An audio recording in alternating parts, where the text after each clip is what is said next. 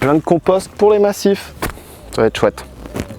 Salut les amis, bienvenue pour ma nouvelle vidéo. Alors aujourd'hui on va s'intéresser au mois de mars au travers du potager et également de sa serre. Alors je vous laisse découvrir ça dans la vidéo. Moi je vais rapporter un petit peu de compost sur les cultures parce que c'est une opération à faire. Et vous, je vous laisse découvrir la vidéo. Alors c'est parti.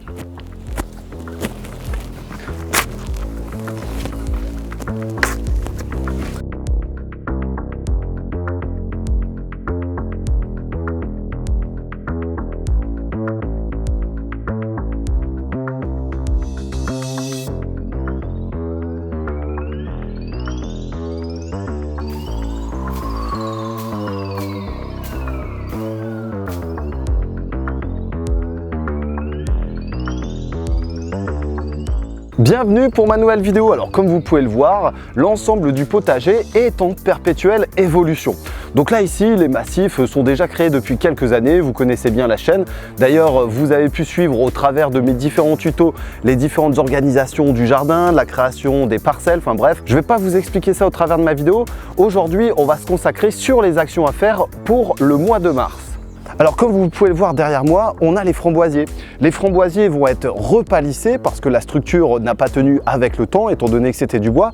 Donc on va s'occuper de reformer l'intégralité de la structure. Ça c'est une première chose. Ensuite on va s'intéresser aux pommiers, poiriers, enfin tous les autres fruitiers que l'on va pouvoir également planter au travers de son jardin. Ça c'est une chose. Et également que l'on va pouvoir finir de tailler si vous n'avez pas fait le suivi de vos fruitiers. Allez on continue, on va voir un petit peu en serre ce qui se passe. Alors comme vous le voyez, les journées sont de plus en plus ensoleillées et les températures montent de plus en plus. Donc ce qui est intéressant pour le potager mais également dans la serre. Alors mis à part les différents semis, d'ailleurs je vais vous faire un point.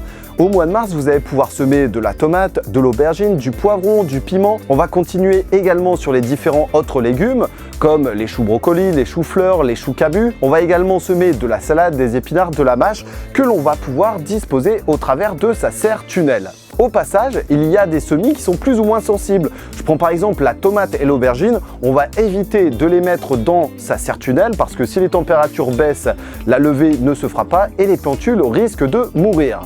Cependant, vous pouvez placer tout un tas d'autres légumes à l'intérieur. Donc là, ici, on a fait des semis de blettes, on a repiqué la salade qui est juste là, on a refait de l'autre salade, il y a des choux brocolis et des choux-fleurs qui sont en attente. D'ailleurs, vous allez pouvoir retrouver ma dernière vidéo, tout savoir sur la culture du brocoli. J'en profite également pour vous dire que toutes ces actions sont disponibles dans mon livre que vous allez pouvoir découvrir dans la description de la vidéo. Alors je vous invite à aller faire un petit coup d'œil, c'est vraiment mensualisé. Je vous explique des petites astuces, des petits gestes à faire au quotidien pour avoir un jardin le plus productif et être le plus autonome possible. Je reviens un petit peu maintenant dans ma serre tunnel. Dans ma serre tunnel, on a planté les brocolis, on a planté également le chou-fleur. Les salades sont en train de se développer. On a également quelques routes d'épinards qui sont un petit peu à droite à gauche pour justement mêler les cultures. On va retrouver le cresson alénois, la mâche, comme je vous l'ai dit tout à l'heure. Enfin bref, on va pouvoir en mettre vraiment un paquet. J'ai également fait quelques semis. Ici, on va retrouver les semis de laitue que je vais pouvoir repiquer et individualiser par la suite. J'ai également fait des radis que l'on verra également dans l'autre serre qui est juste derrière moi. Alors concernant les plantations maintenant, j'ai effectué différents types de plantations. J'ai planté beaucoup de fruitiers encore cette année, également les bulbes qui vont arriver là d'ici quelques semaines. Cependant, ceux-là, vous ne pouvez pas les planter. Vous avez quand même quelques oignons à planter, les échalotes et l'ail que vous allez pouvoir mettre au travers du jardin pour pouvoir les récupérer en période estivale. Ensuite, je vous invite à récupérer un maximum d'arbres et d'arbustes pour les planter, pour faire des haies, enfin bref, c'est encore le moment pendant la période de mars. Allez, on va dans la serre maintenant, on va voir ce qui se passe. Pour ceux qui s'intéressent à la conception d'une serre, vous allez pouvoir retrouver ma série Comment réaliser sa serre. D'ailleurs, je me situe. Alors forcément, il reste encore des petites finitions, notamment sur le fêtage, également la récupération d'eau de pluie. Cependant, je vous réserve une petite surprise, surtout pour la période mars-avril, où on va voir justement les différents arrosages et aussi la réalisation d'un forage qui va permettre justement d'irriguer au maximum ces cultures de manière raisonnée. Enfin bref, on revient un petit peu dans notre serre. Les épinards ont été plantés il y a quelques semaines et vont commencer commencer à donner tout doucement. Ceux qui ont été plantés en période hivernale, donc janvier et février, sont en train de donner, donc on fait des récoltes quotidiennes. Ensuite, les salades ont été repiquées également en février, mais on va pouvoir en remettre un petit peu partout dans la serre, ce qui permettra de créer des récoltes plus abondantes. Les radis sont en train de lever, donc ça c'est une bonne chose, et également les dernières salades sont en train d'exploser au niveau racinaire. Dans la serre et en extérieur, vous allez pouvoir également mettre de la pomme de terre. Alors si vous la mettez en serre, ça vous permettra d'avoir des pommes de terre précoces. Ensuite, si vous les mettez à l'extérieur, je vous conseille au minimum le 19 à la Saint-Joseph pour les planter et ensuite faire une récolte à partir de juin jusqu'en octobre.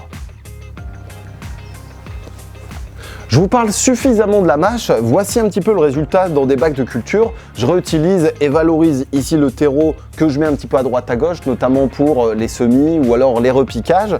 Donc ça me sert ensuite à refaire un petit peu de mâche. Donc là elle est en train de se développer, c'est la dernière que j'ai mis courant février. Elle sera consommée dans le mois à venir et ensuite on pourra en refaire pour en manger un petit peu avec nos tomates. La culture de la mâche, c'est très facile, vous allez aussi pouvoir la retrouver au travers de ma chaîne.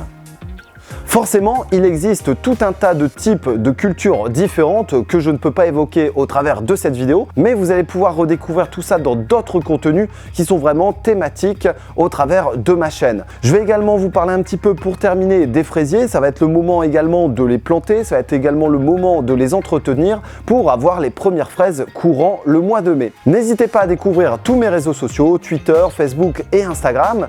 On se retrouve très prochainement pour d'autres vidéos. Vous allez voir là prochainement, ça va exploser au niveau des couleurs, au niveau des fleurs. Donc n'hésitez pas à découvrir et à voir toutes les photos que je vous poste. Je vous dis à très bientôt pour d'autres vidéos. On se retrouve très vite. Salut tout le monde!